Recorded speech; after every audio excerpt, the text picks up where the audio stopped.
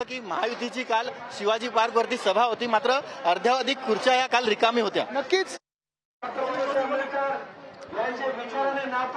Sir, Ajit Pawar म्हणतात की पहाटेच्या शपथविधीला गौतम अडाणी हजर होते, मात्र आज देवेंद्र फडणवीस म्हणतात की गौतम अडाणी हजर नव्हते. मी परत सांगेन, एकदा आम्ही बीडीडी बनवतो ती बघा, ही आमच्या काळात सुरू झाली होती. आणि मी परत सांगेन, जे झालं गेलं ठीक आहे, महाराष्ट्राने राजकारण पाहिलेलं आहे, पण घाणेरडं राजकारण, नीच राजकारण भाजपने केलेलं आहे.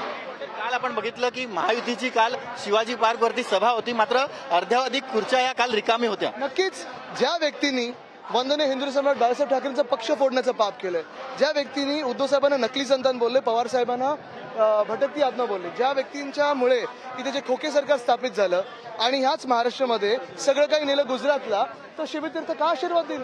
ज्या पक्षांनी शिवरायांच्या पुतळ्यात घोटाळा केलाय त्यांना का महाराष्ट्र आशीर्वाद देईल? का शिवतीर्थावर आशीर्वाद मिळतील? काल मुख्यमंत्री देखील होते, उपमुख्यमंत्री देखील होते, तर देखील मैदान रिकामे होते. नक्कीच, आणि हे आपण पाहताय तिथे शिवतीर्थावर ज्यांनी महाराष्ट्र विरुद्ध काही घटना केली असेल तिथे असंच होणार.